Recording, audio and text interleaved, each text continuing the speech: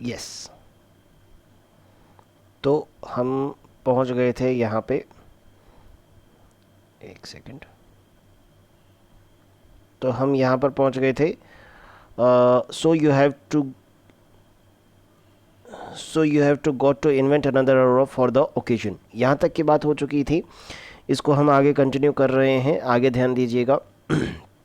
He very coldly, oh if you wish me to tell a lie, oh very coldly, कहने का मतलब वो एकदम थोड़ा सा कड़वा होकर के, यानी थोड़ा सा गुस्से में आकर के वो कहता है, ओ अरे, if you wish me to tell a lie, यानी तुम मुझसे झूठ बुलवाना चाहती हो, यानी तुम चाहती हो कि मैं झूठ बोलूं।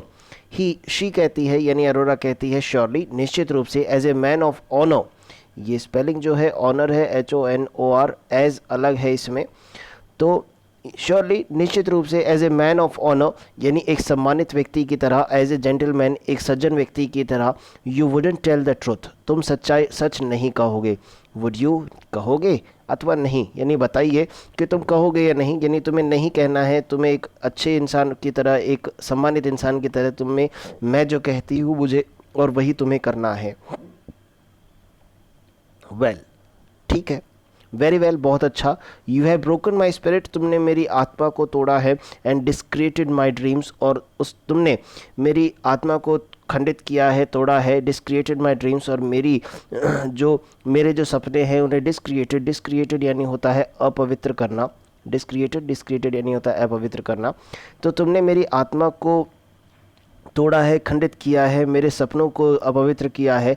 आई विल लाई, मैं झूठ बोलूँगा, एंड प्रोटेस्ट, और विरोध भी करूँगा, and stand on my honour, और मैं अपने सम्मान के लिए खड़ा रहूँगा, अपने सम्मान के लिए खड़ा भी रहूँगा, विरोध भी करूँगा और झूठ भी बोलूँगा। I will play the gentleman, मैं एक सज्जन होने का, एक शरीफ इंसान होने का जो नाटक है वो मैं ज़रूर करूँगा।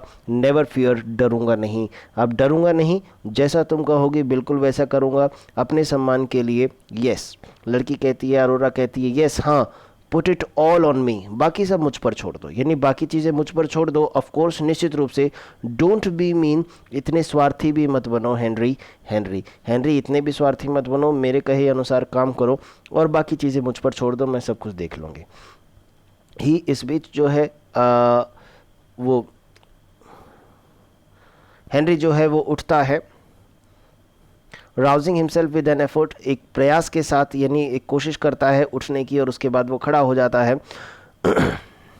Rousing himself with an effort, you are quite right Mrs Bompas, कि मिसेस बम्पास, श्रीमती बम्पास, आप बिल्कुल ठीक हैं। आई बेग योर पार्डन, मैं तुमसे क्षमा मांगता हूँ। You must excuse my temper, मेरी जो मिजाज है, मेरा जो स्वभाव है, उसके लिए मुझे तुम्हें क्षमा कर देना चाहिए, नहीं तुम मुझे क्षमा करो मेरे इस स्वभाव के कारण। I have got growing pains, I think, मुझे ऐसा लगता है। I have got growing pains, यानी मेरा दर्द जो है वो बढ़ता हुआ मुझे महसूस हो रहा है, यानी मुझे मेरा दर्द जो है वो दर्द मेरे अंदर जो है बढ़ता हुआ सा लग रहा है। लड़की कहती है, यानी अरोरा कहती है, ग्रोइंग पेन्स, यानी दर्द हो रहा है, यानी दर्द बढ़ रहा है।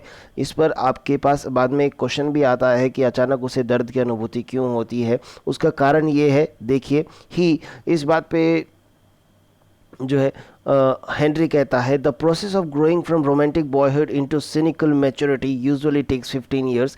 द प्रोसेस, ये जो एक प्रक्रिया है of growing from romantic boyhood, की एक रोमांचकारी लड़कपन से इनटू सिनिकल मैच्योरिटी, एक सन की परिपक्वता की उम्र तक आना, यानी एक रोमांचकारी लड़का, रोमांटिक लड़का, उस लड़के की उम्र से, यानी इस लड़कपन की उम्र से अचानक सिनिकल मैच्योरिटी अर्थात एक सन की परिपक्वता की अवस्था तक आने में यूजुअली टेक 15 ईयर्स, उसमें आमतौर पर 15 साल लग जाते हैं, यानी 15 साल की अवधि, यानी अभी फ़िलहाल अगर ये 17-18 साल का है तो उसके बाद 15 साल की उम्र के बाद में ही इसके अंदर थोड़ी मैच्योरिटी आएगी। तो वो जो प्रक्रिया है परिपक्वता की, उसको आने में लगभग 15 वर्ष लगते हैं। When it is compressed into 15 minutes, लेकिन इसे जब 15 मिनट के अंदर ज़बरदस्ती डाल दिया जाता है, अर्थात 15 ही मिनट में तुमने मुझे एक रोमांटिक लड़के से एक सिनिकल मैच्योर व्यक्ति बनाने की कोशिश की है, तो ये जो 15 मिनट में जो तुम मुझे इतना बदलाव मेरे अंदर लाने की कोशिश कर रही हो, मेरे अंदर इतनी परिपक्वता भरने की ज़बरदस्ती कोशिश जो कर रही हो, the pace is too fast, तो ये जो गति है ये बहुत ज़्यादा है। And growing pains are the result, और इसका परिणाम जो है वो क्या निकल के आ रहा है, दर्द, यानी मेरे अंदर दर्द जो है वो महसूस मुझे होने लगा है। लड़की कहती है, इस बीच में अरोरा कहती है, she oh it is this a time for cleverness, क्या ये चतुराई दिखाने का समय है। इट इज़ सेटल्ड, अब ये निश्चित हो चुका है। इजंट इट, बोलो नहीं हुआ है क्या, अब ये निश्चित हो चुका है। That you are going to be nice and good, कि तुम बहुत अच्छे अच्छे होने जा रहे हो, अर्थात तुम बहुत अच्छा व्यवहार करने जा रहे हो। And that you will bargain it out to Teddy, और तुम जो है बिना डरे, ब्रेजन ब्रेजन यानी होता है कि बिना डरे अपनी बात को कह देना, तो कहा है and that you will brazen it out to Teddy, और टेडी को तुम बिना किसी डर के, बिना किसी झिझक के तुम ये बात टेडी को कह दोगे, that you have some other Aurora, कि तुम्हारे पास कोई दूसरी अरोरा है, यानी तुम एक दूसरी अरोरा के लिए तुमने ये पोइट्रीज लिखी हैं। इन चीज़ों के बारे में तुम टेडी से बिना झिझके, बिना डर के तुम ये बात उससे कह दोगे। ही, इस बात पर हेनरी कहता है, यस, हाँ, I am capable of anything now, हाँ, अब तो मैं कुछ भी करने के लिए सक्षम हूँ, यानी अब मैंने अपने आप को तैयार कर लिया है, तो अब मैं कुछ भी करने के लिए तैयार हूँ। Anything now, I should not have told him the truth by halves, I should not have told him the truth, मुझे सच्चाई नहीं कहनी चाहिए थी, बाय द हाफ यानी आधा, यानी मुझे आधी अधूरी सच्चाई नहीं कहनी चाहिए थी। एंड नाउ, और अब, I will not lie by halves, और अब मैं आधा झूठ भी नहीं बोलूँगा। जब मैंने आधी सच्चाई नहीं बताई तो अब मैं आधा झूठ भी बोलने वाला नहीं हूँ। I will wallow in the honour of a gentleman, I will wallow यानी सुख प्राप्त करना, feel happy. I will wallow in the honour of a gentleman, एक सज्जन व्यक्ति, एक शरीफ व्यक्ति के सम्मान में मुझे खुशी प्राप्त होगी, यानी एक सज्जन व्यक्ति बनने में, उसके सम्मान में, उस व्यक्ति के सम्मान में मुझे बहुत खुशी होगी, मुझे सुख प्राप्ति होगी। उस बात पे अब यानी यहाँ पर जब अरोरा ने देखा कि हेनरी जो है वो उसकी बात को मान चुका है, इस बीच अरोरा कहती है, dearest boy I knew you would, dearest boy, प्रिय लड़के, प्रियतम, मेरे बहुत ही प्यारे लड़के, आई न्यू, मैं जानती थी, यू वुड यानी मैं जानती थी कि तुम मेरा कहा ज़रूर मानोगे, मेरी सारी बातें मान लोगे, इश, ये एक एक्सक्लेमेशन है। She rushes to the door, वो तुरंत दौड़कर दरवाजे की तरफ जाती है, and holds it ajar, holds it ajar, ajar यानी होता है आधा खुला हुआ रखना, एंड होल्ड्स इट अजार, और उसे आधा खोलती है, यानी थोड़ा खोलती है, आधा बंद आधा खुला हुआ। लिसनिंग ब्रेथलेसली, और अपनी सांसों को रोक करके बहुत ध्यान से सुनती है। ही, इस बीच हेनरी उससे पूछता है, व्हाट इज़ इट, क्या है, यानी क्या है वहाँ पे। शी, अब इस बीच अरोरा कहती है, वाइट विथ एप्रीहेंशन, यानी थोड़ा सा डर के कारण एकदम सफ़ेद पड़ चुकी है, और वो कहती है, इट इज़ टेडी, यानी टेडी है यहाँ पर। I hear him tapping the new barometer, I hear him, मैं उसकी आवाज़ें सुन सकती हूँ। टैपिंग द बैरोमीटर, वो बैरोमीटर के यानी वायुदाब मापी एक यंत्र होता है, तो एक वायुदाब मापी को वो थोड़ा थपथपा रहा है। He can't have anything serious on his mind, निश्चित रूप से उसके दिमाग में कुछ गंभीर बात नहीं है, और ही वुडंट डू दैट, नहीं तो वो ऐसा नहीं करता, इस तरह से वो नॉर्मल नहीं होता, लेकिन अब वो बैरोमीटर को थपथपा रहा है, मतलब वो सामान्य है, उसके दिमाग में ऐसा कुछ भी नहीं है। परहैप्स, शायद, जॉर्जिना हैडंट सेड एनीथिंग, शायद जॉर्जिना ने उसे अभी तक कुछ भी नहीं कहा है, जॉर्जिना ने शायद उसे अभी तक कुछ भी नहीं कहा है, तो अभी उनका दिमाग साफ सुथरा है, उन्हें अभी कुछ पता नहीं है। She steals back to the hearth, और वो चुपचाप दबे पाँव जो है चूल्हे की तरफ, जहाँ पर वो आग जल रही है उधर की तरफ वो दबे पाँव बढ़ जाती है, आगे चली जाती है। ट्राई, कोशिश करो, and look as if there was nothing the matter, try, कोशिश करो, और इस तरह से दिखने की कोशिश करो जैसे कि कोई बात ही नहीं थी। गिव मी माई ग्लव्स, मुझे मेरे दस्ताने दो, क्विक, जल्दी। अब वो यहाँ पर चूंकि टेडी आ चुके हैं, तो इसीलिए वो कोशिश ये कर रहे हैं कि किसी तरह से दिखावा करें कि कोई बात है ही नहीं, ऐसी कोई टेंशन की कोई बात नहीं है, तो इसीलिए वो कह रही है, गिव मी माई ग्लव्स, मुझे थोड़ा अपने दस्ताने, मुझे मेरे दस्ताने दीजिए, क्विक, जल्दी करो। ही हैंड्स देम टू हर, और इस बीच ही हैंड्स देम टू हर, और वो जो हेनरी है वो उसे उसके दस्ताने दे देता है। शी पुल्स ऑन वन हैस्टली, जल्दी से वो एक दस्ताना जो है वो उसके हाथ अपने हाथों में डालती है, एंड बिगिन्स बटनिंग, और शुरू कर देती है उसके बटन बंद करना शुरू कर देती है।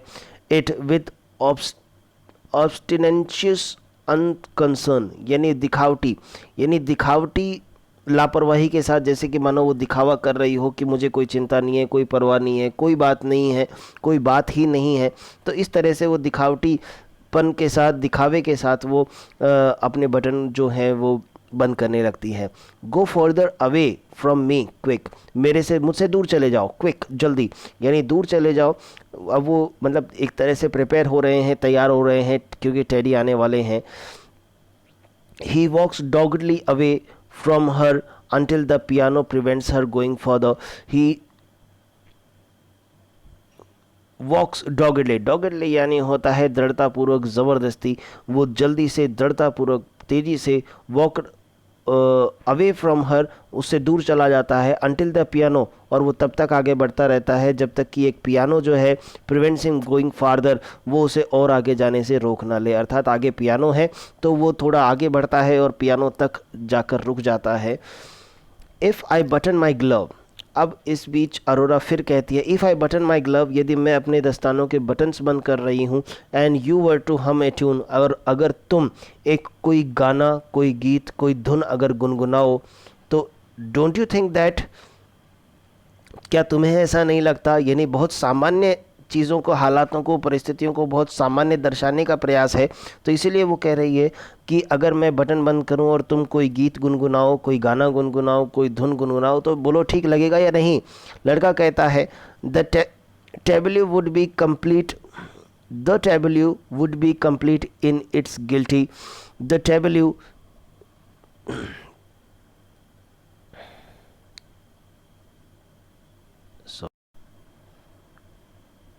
Yes, the tableau would be complete in its guilty, ये जो परिस्थिति है ये अपराधी होने की सही तस्वीर होगी। यानी इस तरह की परिस्थितियाँ अगर बोलेंगे, इस तरह की परिस्थितियाँ यदि हम बनाने की कोशिश करेंगे, ये अपराधी साबित करने के लिए पर्याप्त होंगी। For heaven's sake Mrs Bompas, let that glove alone. For heaven sake, भगवान के लिए, ईश्वर के लिए, Mrs Bompas, let that glove alone, वो जो दस्ताना तुम्हारे हाथ में है उसे अकेला ही छोड़ दो, उसको किसी गीत की आवश्यकता नहीं है। You look like a pickpocket, तुम किसी पिक पॉकेट यानी होता है जो बटवे चुराने वाले, जो छोटे जेब कतरे होते हैं, उनकी तरह। You look like a pickpocket, तो कि तुम वैसे भी एक जेब कतरे की तरह लगती हो। हर हस्बैंड कम्स, इस बीच जो है टेडी जो है वो आ जाता है, यानी अरोरा का पति वो आ जाता है। इन ए रोबस्ट, एक रोबदार व्यक्ति, थिक नेक्ड, उसकी गर्दन काफ़ी मोटी है, वेल ग्रूम्ड, अच्छे से सजा सवरा रहने वाला सिटी मैन, यानी एक शहरी व्यक्ति है। विद ए स्ट्रॉन्ग चिन, उसकी ठोड़ी जो है वो काफ़ी मजबूत है। बट ए ब्लिदरिंग आई, और उसकी चमकीली आँखें जो हैं वो हैं। एंड क्रिडलेस माउथ, और क्रिडलेस माउथ का अर्थ होता है यानी उसका चेहरा ऐसा है मानो ऐसा नज़र आता है जैसे कि वो तुरंत ही किसी को भी अपने विश्वास में कर लेगा, इस तरह से उसका चेहरा है।